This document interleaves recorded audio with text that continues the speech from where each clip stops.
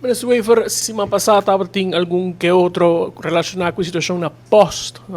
Nessa queda de não contesta, prometo que fim de semana, de luna abre, aparentemente não atende muito, segundo o qual nós podemos compreender e tradonan. Tem algum update para a situação e se por aí na paz laboral na post? Sim, nós está, é conferência de imprensa aqui no tal Claro. papo over de post, para me pôr conta um tique, nós está na mesa de negociação ainda, nós está em contato contínuo com o sindicato e com o mediador de governo,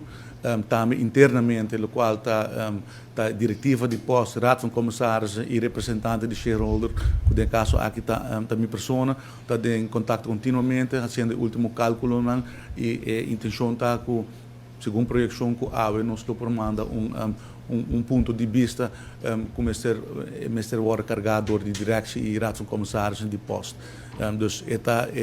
em full swing e me quero para permitir ayer senhora Magali Brito que para a AWE nos tem ayer a calculação adrenta e a AWE durante o dia me dialogar com tanto direção como raad van commissaris. Bom, aqui está o espaço financeiro, pero a realidade de post o NV financeiramente não está bom. Já que tem problema com a acumular de anos, tem uma perda acumulada de 52 milhões de florins. Cada ano o governo está contribuindo mais ou menos 4 milhões de florins como de begroting como capital injecção de imposto para manter a operação live. Tem diferente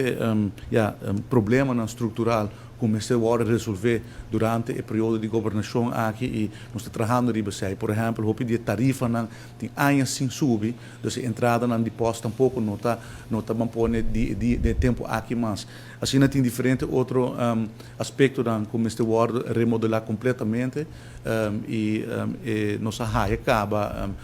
primeiro dor tem a tomar lugar dor de PVC Holanda não está claro ainda mas está dentro draft se preparar e essa é a mesma forma base para nós por continuar com a reorganização pero coisa está seguro nós não por lá posso continuar em situação que está no momento aqui CFT também remarcar que nós mister